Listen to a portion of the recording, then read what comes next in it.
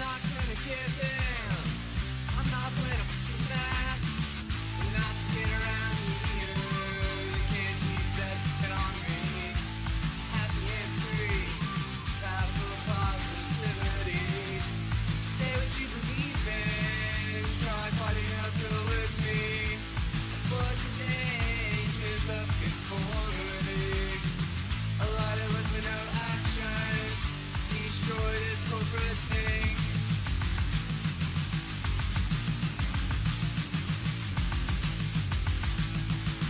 A lot of us with no action. Destroy this corporate thing.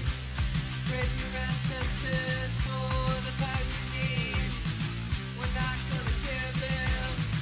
I'm not wearing a mask. We're not scared around here. You can't use that on me. Happy and free. Powerful positivity. Say what you believe in. Try fighting uphill with me. Avoid the dangers of conformity. A lot of us with no action. Destroy this corporate thing. Pray to your ancestors for the power you need. Pray to your ancestors for the power you need. Pray to your ancestors for the power you need. Pray to your ancestors for the power you need. Pray to your ancestors for the power you need.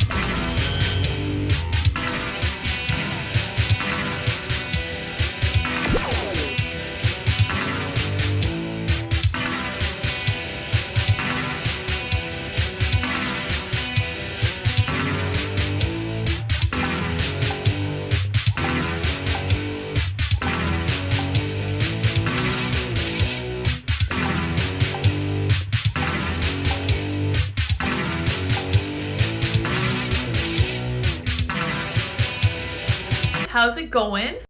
Good evening, everyone. Welcome to the Friday night bonus hole. It is 7 o'clock p.m. It is Friday, August 11th. I guess I'm going to tell you guys the date every day now, if I don't get it wrong. I think I stopped doing that because I started getting it wrong because I have no concept of what day of the week it is. It's great.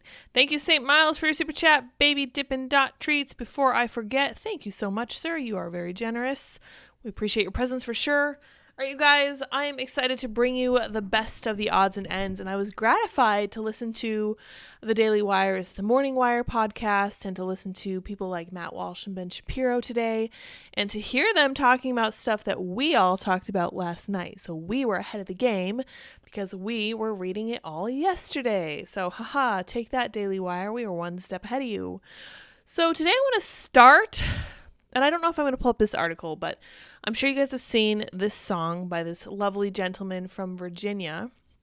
And he's talking about how different life is for the working American than it is for the rich men up in Richmond, if you guys have seen the title of this song. Now, I'm not a country fan, but I recognize that it is a strongly populist music genre. And as someone who has been appreciating Irish revolutionary music for some time now, I have to say that I really do appreciate that kind of music. I was just listening as I was getting ready for tonight's show to an artist named Stan Rogers who wrote a song called The Idiot, where he talks about how refusing to take the government dole must make him into something of an idiot. But he talks about how getting away from the East Coast and going out to the western parts of the country were very good for the soul because it kept him from needing government assistance and allowed him to take care of himself. Now, I have been a huge fan of this populist music mindset for a really long time, so I'm really happy to see it catching on.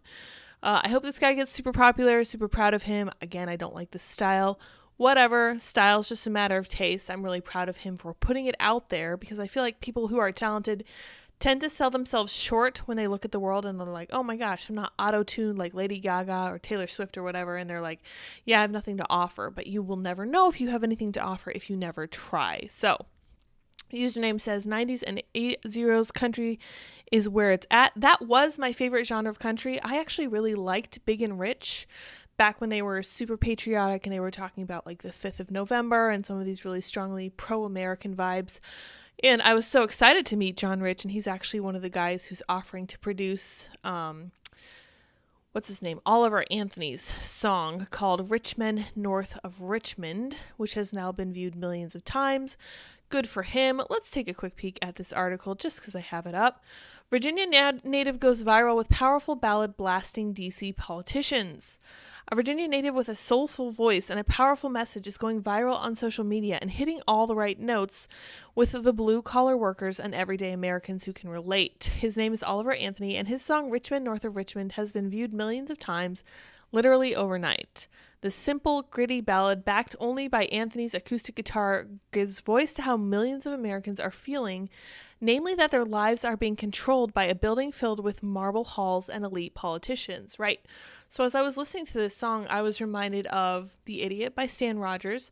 I was reminded of a song called Sawed Off Shotgun by a Canadian band named The Glorious Sons, which talks about some of the struggles of being blue-collar in a opioid-addicted town and dealing with some of life's challenges for the ordinary person, and how hard life can be just day to day for the person who's just struggling to make ends meet. Totally get it, 100%. So one of the things Oliver says over the course of this song, they will tell you a little chunk of the lyrics here, and there is some swearing, so I'm going to censor it for you. I've been selling my soul, working all day, overtime hours, BS pay, so I can sit out here and waste my life away. It's a darn shame what the world's gotten to for people like me and people like you. Wish I could wake up and it not be true, but it is. Yeah, it is living in the new world. The song places the blame squarely with where Anthony believes it belongs, on the rich men north of Richmond, which of course we know because Andy and I used to be over right by the swamp, DC, the most evil-feeling city on earth in my experience, just north of Richmond, Virginia. Lord knows they all just want to have total control, want to know what you think, want to know what you do, and they don't think you know, but I know that you do. Your dollar ain't ish, and it's taxed to no end because the rich men, he says, and it only gets better from there. Jason Howerton, a conservative personality with more than 96,000 followers on Twitter, so many, spoke with Anthony and posted a few details of the singer's story in a tweet thread, which is really awesome. I'm glad this guy's getting attention. I love it when ordinary people get out there and make their voices heard and they get the kind of respect and appreciation they deserve. I think that's awesome. So, if you guys haven't heard this song, go check it out. It is all over Twitter. Last I saw it was trending. Let's see here if it's still trending. It was like let's see. It's like the videos that are trending. Yeah, okay. Let's see here. Last time I opened the app, it was like right there, the video. Let me see if they have a video section. Let's see. Let's see if this pops up. Yeah, there it is. The first thing. Oliver Anthony. Yeah, so here he is. Oh, this is him tweeting. Okay. Richmond, North of Richmond has been uploaded to all major streaming platforms and will show up there in a few days. I'm still in a state of shock at the outpouring of love that I've seen in the comments, messages, and emails. I'm working to respond to everyone as quickly as possible. Well, you're never going to make it, man. You're a big star now, and there's no keeping up with it. So just wave it goodbye and just continue to be nice. Rolling Stone already posted their hit piece on this song. Haha, fascinating. On the artist. They even try to cast doubt on what we know about Jeffrey Epstein. Oh my gosh. Right-wing influencers just found their favorite new country song. This makes me laugh so much because this is not a right-wing issue. Believe it or not, there are left-wing populists and they don't like politicians any more than we do. But we know the Rolling Stone, they're full of nonsense. Oh, Joe Rogan shared this. Good for him. Glenn Beck shared it. Charlie Spearing, whom I follow and appreciate, shared it. Megan Basham shared about it. Did she? I'm not sure. Not sure if that's related to it. After offering to cover the cost to produce Oliver Anthony's song, album, legendary country producer John Rich has agreed to produce that record. Dan Bongino offers to assist with distribution. Holy ish, Oliver Anthony. That's very cool. Christian Toto, will the media cover it? My guess is no, unless they can dig up dirt on the singer. Christian Toto never misses. So if you don't follow him, you should. He is good with the predictions. And he's correct. You know what? Let me tweet back at him. Amazing prediction skill, Christian! ! The Rolling Stones team of crack reporters, crack cocaine. I'm hilarious. What can I say? Is already on that case. With alacrity, because I never turn down a chance to use the word alacrity. It's fantastic. What can I say? All right, you guys, I just wanted to bring that to your attention because I do appreciate those populist songs, and this sounds like a good one. If you guys like country, for sure, check it out. Check it out. Again, not my style. Don't care. He produced it, or he played it in his backyard. He just has his guitar with him. It's great. I think it's awesome. And it's clearly something that he's really poured his heart and soul into. And he deserves every bit of recognition he gets. Now, that's a very uplifting song here. And I am afraid to spoil it with this next story, but I'm afraid I'm going to have to because this is pretty important. And it really just crushed my heart listening to conversation about it today and seeing what Joe Biden did in response to it, because I was... We're not led by good people, guys. We are not led by good people, and I think that's part of the reason that song is really resonating with people. 53 people have died from the Maui wildfires, the governor says, and historic Lahaina has burned down. So from my understanding, this town, Lahaina, was one of the oldest on the islands, and it's just gone. It's completely gone forever. However, the good news is that the real estate there is incredibly profitable. It's incredibly valuable. People are definitely going to descend and fix everything up for them. And that's great. But the problem with that is that you never recover the historic stuff you lost. So my heart really goes out to these people. A search of the wildfire devastation on the Hawaiian island of Maui on Thursday revealed a wasteland of obliterated neighborhoods and landmarks charred beyond recognition as the death toll rose to at least 53 and survivors told harrowing tales of narrow escapes with only the clothes on their back. A flyover historic Lahaina showed the entire neighborhoods that had been a vibrant vision of color and island life reduced to gray ash, block after block with nothing but rubble and blackened foundations, including along famous Front Street where tourists shopped and dined just days ago. Boats in the harbor were scorched and smoke hovered over the town, which dates to the 1700s and is the biggest community on the island's west side. Lahaina, with a few rare exceptions, has been burned down, Hawaii Governor Josh Green told the Associated Press. More than 1,000 structures were destroyed by fires that were still burning, he said. Already the state's deadliest natural disaster since the 1960 tsunami killed 61 people on the Big Island. The death toll will likely rise further as search and rescue operations continue, he added. We are heartsick, he said. Many businesses, including one of the town's oldest shops, were destroyed. As owner Tiffany Kidder-Wynn assessed the damage Wednesday at the Whales Locker gift shop. Sorry, I don't have my glasses tonight, guys, so I'm really kind of reading blind here. She came upon a line of burned out vehicles, some with charred bodies still inside. Oh my gosh, yes, this is what I was hearing on Scott Adams' podcast. Absolutely horrifying scenes. People did not have a chance to escape, and it's just awful. These kinds of things don't happen very often in the U.S. We're very lucky in this regard. So when it does, it really hits hard and it's incredibly soul crushing. I'm sure there has been an outpouring of love for these people. I am sure that there are huge numbers of charitable donations headed toward Hawaii as we speak. But one place that's not offering any kind of support is the Biden administration. Joe Biden has been busy asking Congress for $40 billion more to support Ukraine and replenish U.S. disaster aid and bolster the border. Curious if he said anything about Hawaii, and let's see if we can find that in this page. No mention of the word Hawaii. Not surprising. So this is from today. And he's tweeted about it, so he obviously knows it's happening. And he says all the typical mealy-mouthed political things. Jill and I send our deepest condolences to the families who lost loved ones, blah, blah, blah. Our prayers are with those whose homes, businesses, and communities are destroyed. Pretty sure you're not a Christian, dude. We're grateful to the first responders, blah, blah, blah. This is such boilerplate, and I hate it so much. Especially given what they're looking for, which is for aid to Ukraine. And I have to say, when it comes to Ukraine, everything we know about Hunter Biden tells us that Joe Biden has a vested interest in the success of Ukraine. And I was thinking about this today because I was like, if there's one person you should never listen to, it's someone with a vested interest in the topic they are speaking directly to. So if you have, for example, somebody who's being paid by like a politician, you should not listen to their opinions about that politician because they're going to be incredibly slanted. They're going to be biased. There's nothing you can do about it. So probably should use that advice for every single situation you see yourself in moving forward because it's just true. Now, I think that if anyone else were in charge of the U.S. right now, we would not be at war in Ukraine. I don't even think Russia and Ukraine would be fighting because I don't know if you guys recall this, but Russia attacked Ukraine in 2014 when Obama was president. No, that was in 2014. Was it? Yeah, okay. 2014 when when Obama was president. Oh my gosh. Yeah, one of those two guys. Yeah, and then of course not during Trump's tenure.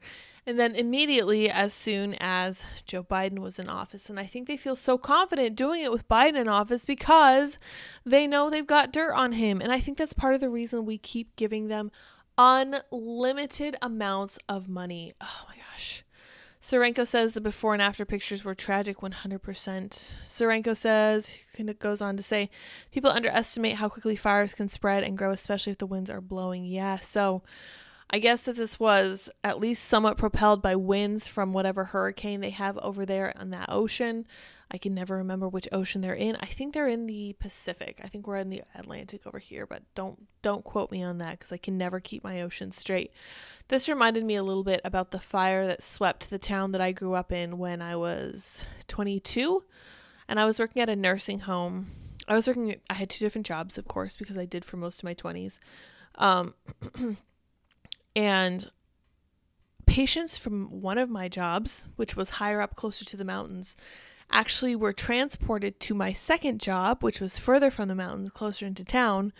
And we were basically on double duty, taking care of twice as many people. And then our entire floor, where we had mostly private rooms, were converted into twin rooms. People got roommates against their will because we had too many patients. And many such cases as far as the nursing homes and care centers inside the town. If there were nursing homes that were up closer to the mountains, those patients would be immediately transferred down into some of these other centers in the town. And that was terrifying. I remember I carried some of my valuables with me because my apartment was not too far from the mountains. I lived relatively close to both of my jobs, but I was thinking about my second job being threatened, the one that was close to the mountains further west. And I was like, oh my gosh, if that fire comes across the interstate, I am actually in danger of losing my apartment, which had obviously never been the case for me. Never been exposed to tornadoes, even though we lived in Colorado. The worst hazard we'd faced was hail. And then suddenly we were in a position where fire might actually come down and just burn our houses or damage them so badly that we couldn't live there. And we could have smoke damage, water damage, all sorts of other issues, and ridiculous insurance problems. As I recall, insurance was quite a problem for a lot of the houses that were damaged. Thankfully, they were in the richer neighborhoods, the people who lived up higher on the mountains, so they were able to kind of make it work, hopefully. But thankfully that hasn't happened there, and this is part of the reason my heart really goes out to the people in Hawaii. Even in Colorado, there were only like 1 or 2 people who died because they absolutely refused to evacuate. But it sounds like in Hawaii, there was no message to evacuate, which is an infrastructure failure like I've never heard before. That's absolutely crazy. But Sean says calling Joe Biden a Christian is like calling someone a Muslim who drinks alcohol, eats pork, and F's ladies of the night all day, every day. Yes, I've constantly been surprised that he doesn't actually burst into flame anytime he sets foot into a Catholic mass, because there is no self-respecting Catholic mass on earth that would accept him into their walls with the understanding of everything that he truly believes, which is kind of my stance on Nancy Pelosi as well, who claims that she's also a Catholic. Liars, liars, liars. Username says Ukraine equals money laundering 100%. 100%. Absolutely. Saw Big and Rich in 2002, 2003 at Six Flags in California. That was super cool. Absolutely good for you. I don't think I've been to a country concert, but I did get to meet John Rich in person. I was just like, you guys are great. Absolutely fantastic. I'm pretty sure that I was the only member of the Timcast team who had actually listened to him in the past. And I was like, I really liked your music at the time. That was like some of my favorite years of the country music genre. Whisper says, I made cheese stuffed shells and garlic bread for dinner tonight. That sounds like a great idea. I was just telling Andy that I think we're going to need to get some steak or something. Texas Ranger says, hi, cats. Dip says, hello. Happy to hear from you. Texas Ranger says, Hawaii doesn't pay like Ukraine. That's right. Hawaii also doesn't have any dirt on Joe Biden. Hell Saint says, Friday Night Lids. That's right. Welcome to the bonus hole. We have a few extra things. This was the biggest thing for me, and I've been pushing back on my blood pressure because this is one of the things that the doctor is really paying close attention to for me. It's been on the borderline. I'm not sure why. I've been very zen, peace of mind. Andy's a great, wonderful, supportive husband. Been drinking enough, been eating as many vegetables as I can possibly stomach. Still, my blood pressure is right on the edge, and I'm pretty sure that paying attention to current events is not helping because I'm zen and chill in every other area of my life. But this stuff makes me so mad. Holy cow. Hunter Biden investigation. Special counsel appointment may complicate House inquiries. Why, you ask? Well, it's because our wonderful, innocent, pure as the driven snow DOJ head Merrick Garland has just appointed David Weiss. You may remember his name from such hits as arranging Hunter Biden's sweetheart deal with that judge in Delaware, because that's exactly who he was, and also being a part of the government and also being appointed to a special counsel, which is literally against the law. And we'll look at the law in just a minute. Let's read before I lose my cool. Attorney General Merrick Garland announced Friday that he'd elevated the United States attorney investigating Hunter Biden to a special counsel could spell trouble for House Republicans' investigation of the Biden family. That's exactly the point. Exactly the point. This is his whole goal with doing this, was to complicate what the Republicans are doing. They are getting too close to the truth, and Merrick Garland doesn't want that. It's his team under scrutiny. He can't have that. And before we proceed, I want to remind you guys that the reason that Merrick Garland did not make it to the Supreme Court was because of Mitch McConnell.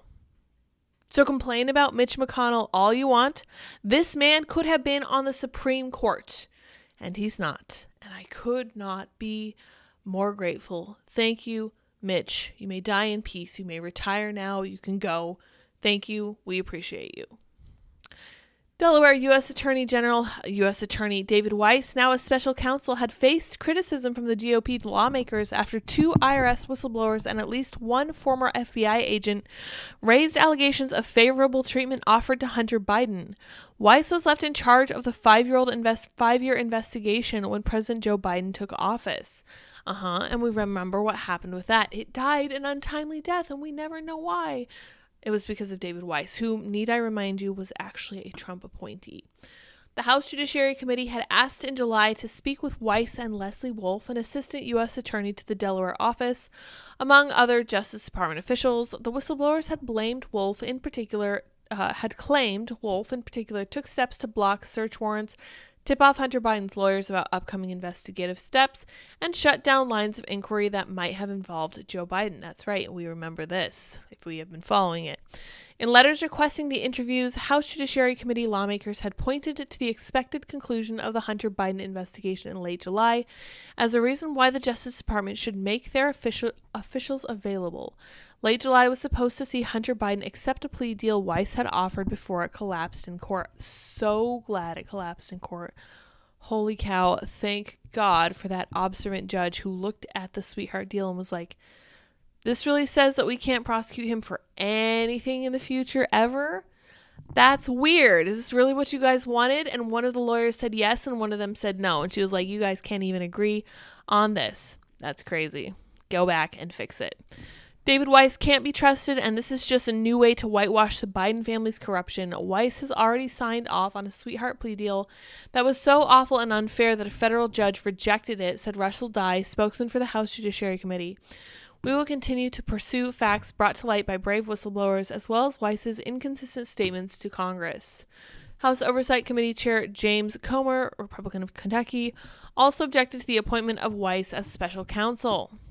This move by Attorney General Garland is part of the Justice Department's efforts to attempt a Biden family cover-up in light of the House Oversight Committee's mounting evidence of President Joe Biden's role in his family's schemes, selling the brand for millions of dollars to foreign nationals, Comer said in a statement. Yes, that's correct. Very hard to read this any other way if you're being fair about it and not an ideologically possessed Democrat. Let's be clear what today's move is really about. The Biden Justice Department is trying to stonewall congressional oversights as we have presented evidence to the American people about the Biden family's corruption, he added. Weiss's plea agreement included 2 misdemeanor tax charges, so literally a slap on the wrist, nothing more, and offered a diversion agreement to avoid a charge on an unrelated firearm offense, which, as we know, for anyone else would have been a felony offense, as would the tax charges. The charges did not involve alleged crimes committed outside Weiss's jurisdiction in Delaware, which seemed to bolster whistleblower claims that the 2 Joe Biden-appointed U.S. attorneys in the other jurisdictions had blocked Weiss's ability to pursue more serious charges. Weiss and Garland have maintained for months that Weiss had ultimate authority in making charging decisions and taking investigative steps, but the appointment this week of Weiss as a special counsel suggests that might not have been the case. Oh, really? You mean to tell me they were lying? That's crazy. The House Judiciary Committee may struggle now to get answers about years of slow walking that occurred in the Hunter Biden probe, but the House Oversight Committee may have an easier time proceeding with its separate, related investigation. The House Committee are digging into the substance of what Hunter Biden is accused of doing: unregistered foreign lobbying, money laundering, and peddling access to his father, then the vice president. They have gotten much of their evidence dated to date from sources outside the Biden administration, including from banks and from Hunter Biden's former business partners. The Justice Department may not be able to stop outside entities from cooperating with the House Oversight Committee in the name of a special counsel. Also on Friday, the Justice Department appeared to make clear that Hunter Biden could no longer count on a plea deal from Weiss's office. Good. In a court filing, the DOJ confirmed that it had reached a stalemate in negotiating with Hunter Biden's legal team over how to proceed, making it more likely that the legal saga will end in a trial. Good. Again, good. Chris Christie recommended David Weiss, SourPatchLyds, Andy Leiderman. Yes, to whom? To Donald Trump, right? Yeah, because Donald Trump appointed David Weiss, unfortunately. So this is at least partly Trump's fault. The statute of limitations on some of the most serious alleged tax offenses has expired. For example, Hunter Biden did not pay taxes on the income he earned in 2014 from Burisma, a Ukrainian energy company that at the time paid him $83,000 per month. Right. I feel like a lot of this is repetition for us who have been following along with us, for sure. Sorenko says there's one thing the GOP is good at, it's doing nothing. Yeah, thanks, Mitch. No, Mitch did not do nothing in this instance. He actively blocked Merrick Garland from making it onto the Supreme Court. And I remember the mainstream media was screaming at him, just screaming. And he, for all his flaws, for everything I disagree with him on, is 100% inflappable in the face of media scrutiny. So good for him on that count. Let's see if we can skip ahead. House Speaker Kevin McCarthy had recently signaled an openness to the idea, and GOP lawmakers had expressed the hope that impeachment inquiry could shake loose some information that the Biden administration has refused to provide so far. With Weiss at the helm of special counsel probe, however, the Justice Department would likely have new reasons not to cooperate with the impeachment inquiry. Right. There's a very strategic reason that Garland put David Weiss in charge of this. It protects them on several fronts. It protects them in case of the impeachment thing. It prevents the House Oversight Committee from really going after them and getting what they need. It's going to be interesting moving forward. Let's see if we can find that tweet that I had about this being actually against the law. Let's see here. All right, those Richmond, there you go. There's already a meme about it. The media says Biden didn't violate the First Amendment. Oh, we're going to talk about that one next. That one's really good.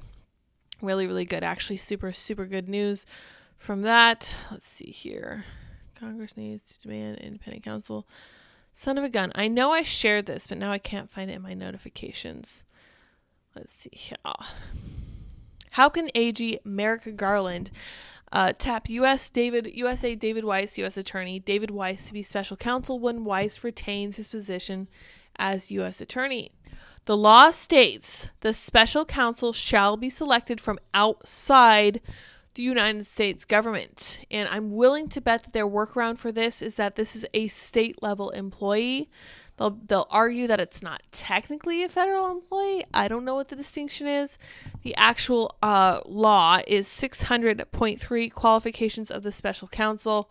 And it says, quote, an individual named as special counsel shall be a lawyer with a reputation for integrity and impartial decision-making and with appropriate experience to ensure both the investigation will be conducted ably, expeditiously, and thoroughly, and that investigative and prosecutorial decisions will be supported by an informed understanding of the criminal law and the Department of Justice policies.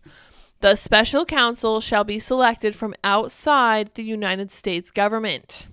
Special counsel shall agree that their responsibility as special counsel shall take first precedence in their professional lives, and that it may be necessary to devote their full time to the investigation depending on its complexity and the stage of the investigation.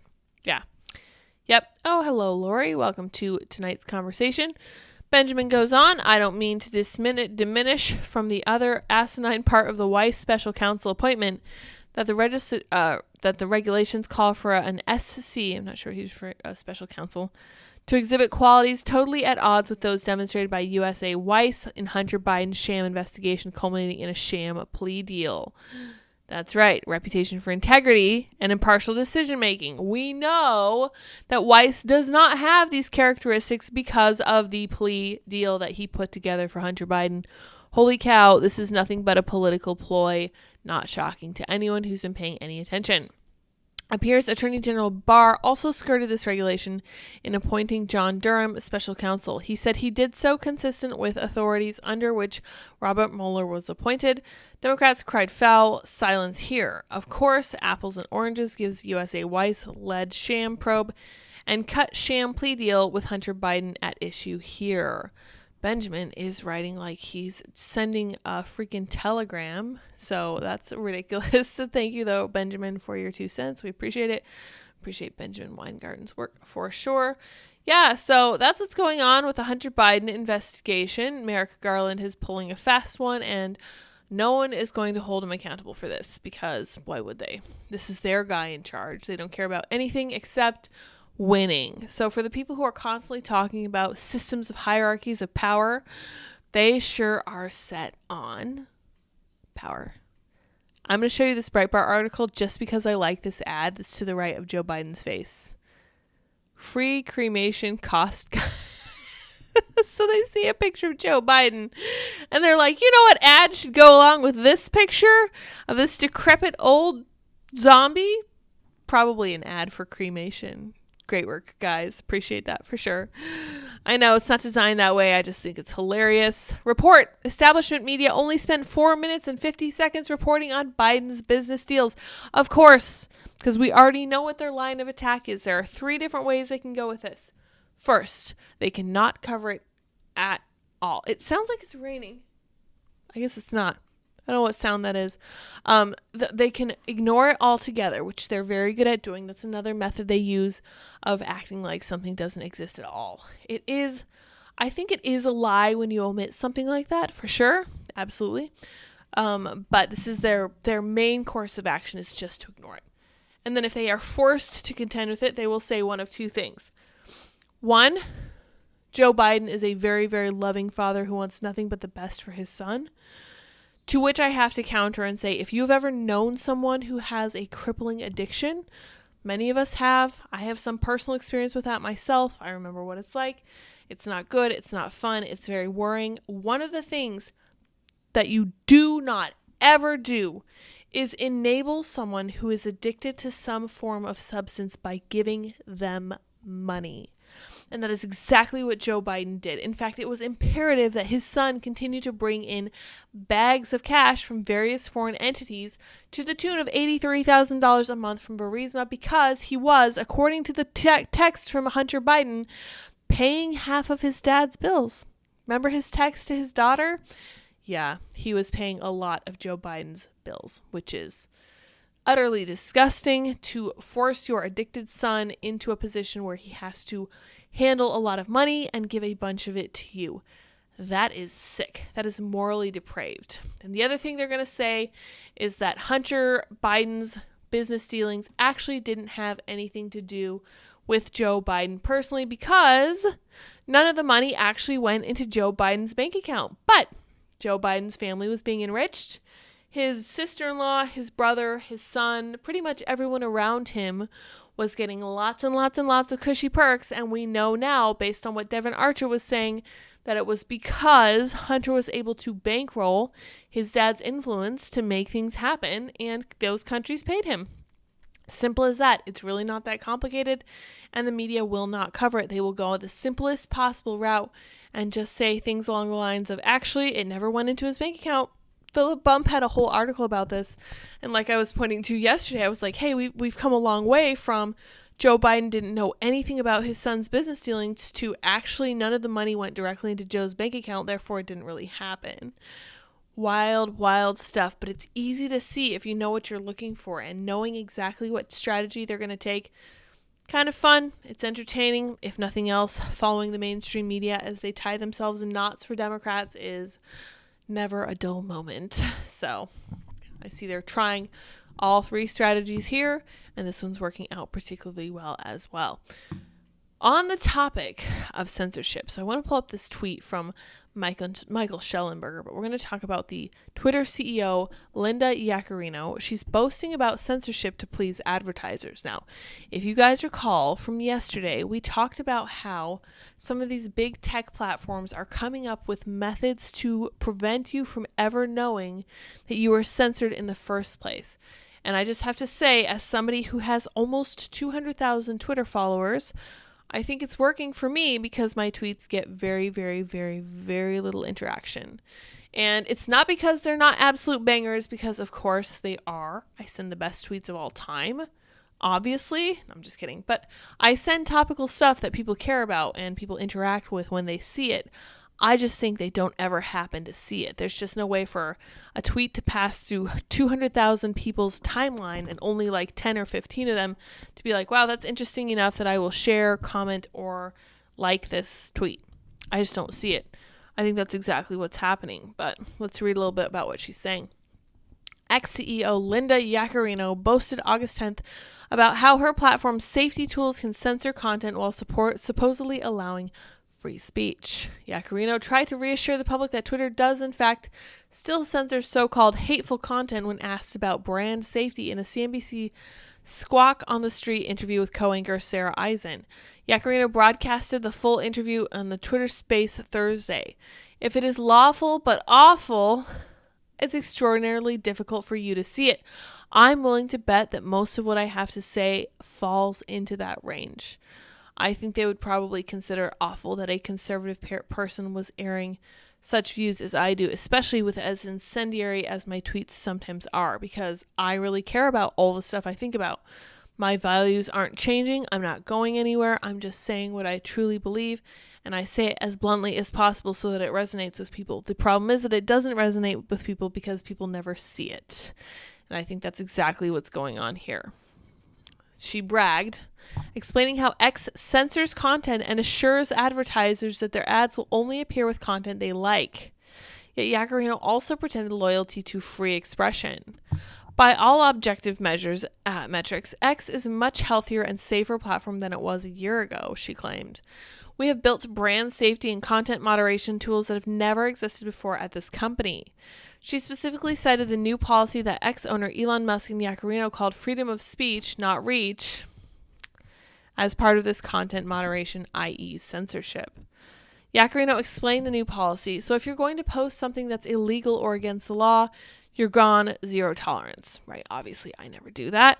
But more importantly, if you're going to post something that is lawful, but it's awful, you'll get labeled, she detailed. You'll get labeled, you'll get de-amplified, which means it cannot be shared, and it is certainly demonetized. So I'm not to the point where I've ever been put into a do not share state, which is fine. I just think that there are steps above that that tend to kind of quash people that they don't want their points of view getting out. The ex-CEO gleefully announced that big brands are protected from the risk of being next to that content. She didn't seem worried about protecting users' First Amendment right to free speech. In the past, Twitter has displayed a leftist bias while censoring supposed misinformation and hate speech. Yaccarino was particularly proud to report that after a post is labeled, 30% of users staggeringly take it down themselves. Reducing that hateful content from being seen is one of the best examples of how X is committed to encouraging healthy behavior online. She bragged of the censorship, claiming that 99.9% of impressions on Twitter, quote, are healthy. Eisen self-righteously lectured about conspiracy theories and hysterically cited Kanye West and Musk himself. Yaccarino then gave a hypocritical nod to free speech. You might not agree with what everyone's saying, she told Eisen. Free expression at its core will really only survive when someone you don't agree with will say something that you don't agree with. Yeah, so if they do say something that you don't like and don't agree with, you'll just prevent anyone else from seeing it. Good for you. Really happy for you, lady. Brands are coming back to Twitter under Yaccarino's influence, the ex-CEO insisted. On Tuesday, we announced the rollout of all our new safety tools, she explained, describing the censorship as a security blanket she gives advertisers to say your ads will only air next to content that is appropriate for you, of your choice. X also partnered with Integral Ad Science for transparency. Again, Yaccarino's focus was consistently about protecting brands rather than protecting free speech. Unfortunately, her views are unsurprising since she came to Twitter from woke NBC Universal and the Anti-Free Speech World Economic Forum. That's right, she is not great. But there is good news. Let's see what Michael Schellenberger has for us. He has wonderful news. In fact, I was very excited to read you guys this, if I can find it.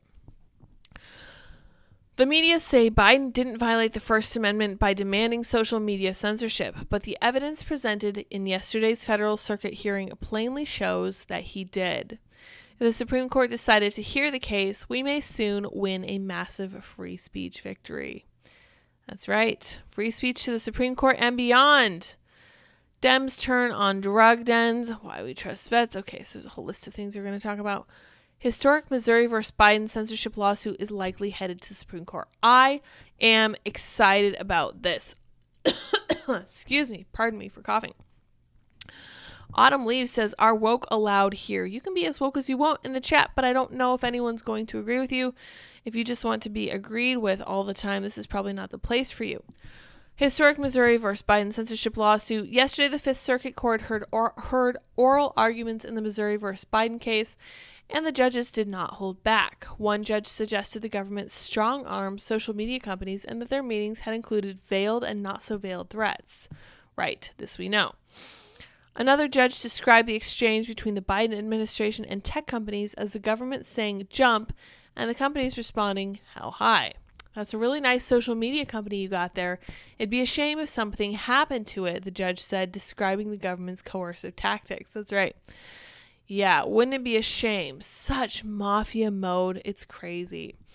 Attorney John Sauer, representing Louisiana, masterfully argued that the government had repeatedly violated the First Amendment.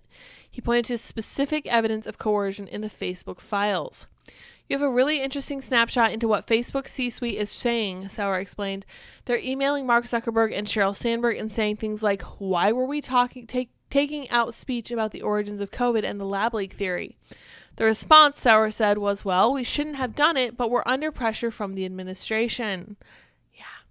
He also said in an email from Nick Clegg, don't tell him I called him Lick, Facebook president of global affairs, that pointed to bigger fish to fry with the administration, data flows, etc. On Monday, Public reported, I'm assuming he meant public? Interesting. I'm not sure what he means by public. Public reported that these data flows referred to leverage that Biden administration had over the company. Facebook needed the White House to negotiate a deal with the European Union. That's right. That's how they made it work. Only through this deal could Facebook maintain access to user data that is crucial for its $1.2 billion annual European business. But Sarah also made it clear that the coercion was not the only basis on which the court could rule against the Biden administration. Joint activity between the White House and a social media platform would also be unconstitutional.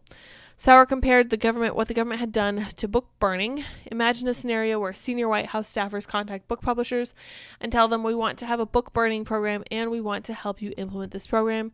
We want to identify for you the books that we want burned, and by the way, the books that we want burned are the books that criticize the administration and its policies. That's right. That's a brilliant comparison for sure. Daniel Tenney, the attorney for the Department of Justice, was left nitpicking and misrepresenting the record. In one instance, he denied that Anthony Fauci and Francis Collins had hatched a plan to orchestrate a takedown of the Great Barrington Declaration. Why? Because, Tenney said, according to their email, they actually planned a takedown of the premises of the Great Barrington Declaration. So that does sound like nitpicking. 100%. Tenney also stated that social media companies had not removed any true content.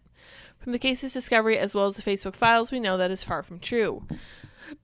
Facebook, against internal research and advice, did remove often true content that might discourage people from getting vaccinated. Facebook's own emails clearly suggest the company not only did this due to pressure from figures within the Biden administration. Oh gosh, excuse me, I don't know why I decided to read all this stuff when I keep yawning like this. Tenney also claimed that when Rob Flaherty, the White House Director of Digital Strategy, dropped the F-bomb in an exchange with Facebook, it was not about content moderation. In fact, it was precisely about content moderation and occurred during a conversation about how Instagram was throttling Biden's account. Ironically, the account couldn't gain followers because Meta's algorithm had determined that it was spreading vaccine disinformation. That's funny. How the turntables. Later, Sauer demolished an earthquake hypothetical that Tenney had introduced to justify state-sponsored censorship. You can say this earthquake-related speech that's disinformation is false. It's wrong. Sauer said the government can say it's bad, but the government can't say social media platforms, you need to take it down. Just like a government can't stand at the podium and say, Barnes & Noble, you need to burn the bad books, burn the communist books, whatever it is. They can't say to take down speech on the basis of content. Based on this hearing, the plaintiffs in Missouri versus Biden may have a strong chance of winning. Biden's DOJ simply had no valid arguments to present. The evidence is clear. The administration brazenly engaged in an unlawful censorship campaign and instrumentalized private companies to do its bidding. This total disregard for fundamental civil liberties will be a stain on the Democratic Party for years to come. The Supreme Court will be the supreme victory in the U.S., but our free speech work won't be done after we win there. No nation enjoys speech protection like ours, and so after we win in the U.S., you can expect to see us helping our allies abroad achieve similar protections from government strong-arming, aka censorship, in their own nations. So grateful to people like Michael Schellenberger, Leighton Woodhouse, and Alex Gutentag. Very interesting. I've not heard of those other people either, but that's a great little article from him for sure. I'm excited about that. It's like a bright spot for sure. And the fact that we could possibly win a case against the Biden administration would be amazing. And I genuinely think this is half the reason they're coming down as hard on Clarence Thomas as they are at the moment. So, we'll see. Oh, it's really interesting because Matt Taibbi also commented on this. Said Judge John Willett said the government's behavior was like a fairly unsubtle kind of strong arming, as in that's a really nice social media platform you got there. It'd be a shame if something happened to it. This guy responded and said, "Are you suggesting the government threatened to destroy a social media company if it did not comply? That would be newsworthy." Would it? Would it be newsworthy? My goodness. That's crazy. Wouldn't it be crazy if something like this happened and the mainstream media chose not to talk about it? And I just responded, bro, where have you been? Where have you been? How can you look at our mainstream media and be like, yeah, they'll totally cover this as fairly as humanly possible? And there were a lot of comments along that vein. They're like, have you been living under a rock? Where have you been? Are you paying any attention at all? These are current events that you should be paying attention to. Wildest take I saw all day for sure, but it made me laugh, so I wanted to share it with you guys. All right, you guys. I want to move us on to our last story because this is kind of interesting and I'm not sure what we're going to conclude at the end of it.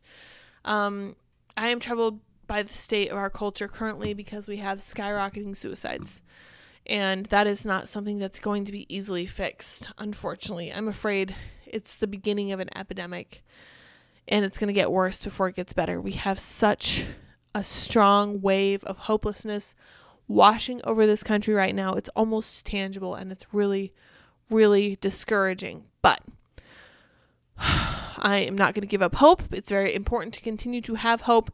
I refuse to be blackpilled. We can find the way through this. I think that we need to return to God and to church. And I think that's the only way we fix this. However you feel about God, come to terms with your feelings and recognize that if we don't have some form of community like church offers, we are not going to make it. We're just not. But along a similar vein, millions of kids missing weeks of school as attendance tanks across the U.S. Interesting. When in-person school resumed after pandemic closures, Rosemary Negron and her 11-year-old son both noticed a change. School seemed less welcoming. Parents were no longer allowed in the building without appointments, she said, and punishments were more severe. Everyone should be less tolerant. Everyone seemed less tolerant, more angry. Her son told her he overheard a teacher mocking his learning disability, calling him an ugly name. Her son didn't want to go to school anymore, and she didn't feel like it was safe there. He would end up missing more than 5 months of 6th grade. Okay, so this kind of bothers me too. If your son doesn't want to go to school, are you being the bigger person by just saying, you know what, you're right, you don't have to go? Or should you say, if you don't want to go to school, here's what you can do instead? And sitting him down with a stack of interesting books that he might find compelling and pointing him in the direction of teaching himself to learn, because I truly think that would be the best course of action. But just letting him not go to school for 5 months of 6th grade, that to me is crazy. Across the country, students have been absent at record rates since schools reopened during the pandemic. It's almost like we told them that education wasn't very important and how they felt about school and about their teachers and how their parents interacted with their teachers. None of that mattered, and now they're going back and they're like, I guess they're right. None of this really matters, so I'm just not going to go. What's the point? Why would I bother? More than a quarter of students missed at least 10% of the 2021-2022 school year, making them chronically absent according to the most recent data available. Before the pandemic, only 15% of students missed that much school. All told, an estimated 6.5 million additional students became chronically absent according to the data, which was compiled by Stanford University education professor Thomas D. in partnership with the AP. Taking together the data from 40 states and Washington, D.C. provides the most comprehensive accounting of absenteeism nationwide. Absences were more prevalent among Latino, Black, and low-income students, according to D's analysis. The absences come on top of time student missed during the school closures and pandemic disruptions. Yeah, so nobody's winning here. This is so bad for our country. This is so bad for our future. And little as I care for state academics, you can't just allow kids to go without the kind of structure that school provides. And I'm very unwilling to believe that the absence of public schooling is meaning that kids are just being taught by their parents or being taught in pods or going to private schools or charter schools. I think they're just not going to school and they're staying at home and disengaging from the world and having nothing to do with friends and probably playing with video games and other stuff, watching TV, and just kind of turning into zombies. And I don't see that as anything positive for our country. In the end, students who are chronically absent, missing for 18 or more days over the course of a year in most places, are at a higher risk of not learning to read and eventually dropping out. And that means they will become involved in some form of high-risk lifestyle like dealing drugs or sex work. Nothing good comes of this at all. The long-term consequences of disengagement from school are devastating, and the pandemic has absolutely made things worse and for more students. Yeah, 100%. It's a serious issue. In several states, 7 states, the rate of chronically absent kids doubled from the 2021-22 school year from 2018 to 19 before the pandemic. Absences worsened in every state with available data. Notably, the analysis found growth in chronic absenteeism did not correlate strongly with state COVID rates. Kids are staying home for myriad reasons: finances, housing instability, illness, transportation issues, school staffing shortages, anxiety, depression, bullying, and generally feeling unwelcome at school. So it sounds like fragile mental health states. It sounds like an over-focus on mental health instead of like just engaging with the way the world is and teaching kids responsibility for tackling how they feel about it. This to me sounds like issues with the economy, if it's hard to find transportation, if gas is expensive to get to school. A lot of different issues, all of them compounded by Democrat ideas. When classrooms closed in March 2020, Negron said in some ways felt relieved for her 2 sons were home in Springfield. Since the 2012 shooting at Sandy Hook Elementary School in Connecticut, Negron, who grew up in Puerto Rico, had become convinced mainland America's schools were dangerous. So maybe you should homeschool your kids or send them to a charter school, because if you feel like it's dangerous, you have an obligation to your children to find them an alternative and to find them something that they want to go to and somewhere where they're going to thrive. What can I say? A year after in-person instruction resumed, staff placed her son in a classroom for students with disabilities, citing hyperactive and distracted behavior. He felt unwelcome and unsafe. Now it seemed to her there was danger inside the school too. He needs to learn, she said, a single mom who works as a cook at another school. He's very intelligent, but I'm not going to waste my time, my money on uniforms for him to go to a school where he's just going to fail. For people who've long studied chronic absenteeism, the post-COVID era feels different. Yeah, all of this feels different. The entire culture right now feels different, and it's not good. And it's not getting better. It's not going to heal naturally. We need an actual kind of a revival and a focus on things that actually matter, like families and faith and all of these other important things that we seem to have forgotten. And I don't really see any way around that. But the problem is that doesn't come in a nice, neat package. It's not just one politician who's here to fix all our problems for us. It's not any one person who's going to make everything better for us. It's all of us taking responsibility and making it work, because nothing else is going to change. And that also means that it's not going to change overnight. It's going to take years, possibly decades, to correct the problems that started during COVID and before. And again, it's going to require all of us. And I wish there were an easier solution, but this is kind of the solution I came up with for abortion too. I figured out that you can't fix it from the top down. You have to fix it from the bottom up, which means you have to change the culture and change the way people think about marriage, family, kids, and abortion. And all those other things are going to take a really long time. Planet Fatness, I agree. Fatherless households and kids spoiled by mom. Yeah, so I don't know how she's raising her kids, but it doesn't sound like she's properly focused on making sure that they get the right kind of education. But I won't judge because I don't know enough about her. I know it's hard for a single mom. Speaking of, Matt says it's overwhelmingly divorced/single mothers who let kids do this. Yeah, certainly. Without a father figure in the home, you're going to have a higher incidence of all of this stuff. That's part of the reason that kids who don't have dads tend to be more criminal, tend to end up in sex work, tend to end up doing terrible things. And that's the reason they say fatherless behavior when a girl is doing OnlyFans or whatever. It's not good. Andy says, I'm so tired of crazy conservatives being right. Communist infiltrators and their useful idiots internationally destroy the nuclear family by incentivizing single motherhood and other such things. Yeah, sorry, Andy. Unfortunate, but true. And I feel like I'm putting my parents to shame because they were kind of warning about some of this stuff early on. And I was like, oh, you guys are crazy, whatever. And now I'm looking at this and I'm like, no, they were they were not even crazy enough. But I do think there's a way out. It's just going to take a lot of personal responsibility and a lot of hard work from all of us. And that's kind of discouraging, but it's also encouraging because it gives us all something we can do. So try to engage with your communities and see if you can make a positive difference. Find a good church to attend, adopt a pet, go out there and see if you can find a date. If you have a husband or wife, make sure you're loving them appropriately and making sure you're not letting them go, because marriages are falling apart in a way that is incongruous with my understanding of the dating pool right now. Andy and I are so lucky to have found each other, and it is hard out there. I understand. So cling to the good stuff in your life and try to make more of it for the people around you. That's the message I'm leaving you with at the end of this difficult week.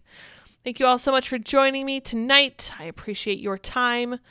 I do think that dads are one of the most important superheroes in the world. I think that they're highly, highly underappreciated, and we need to place more emphasis on them. We need to encourage them to take the correct amounts of responsibilities for their kids and to take that heavy weight that leading a family entails and just lift it and make it their own. All right, you guys, I know it's a light Friday night show. Go enjoy Timcast IRL. Until next time, don't forget, stay safe, stay well, stay out of Target. Until next time. Bye, guys.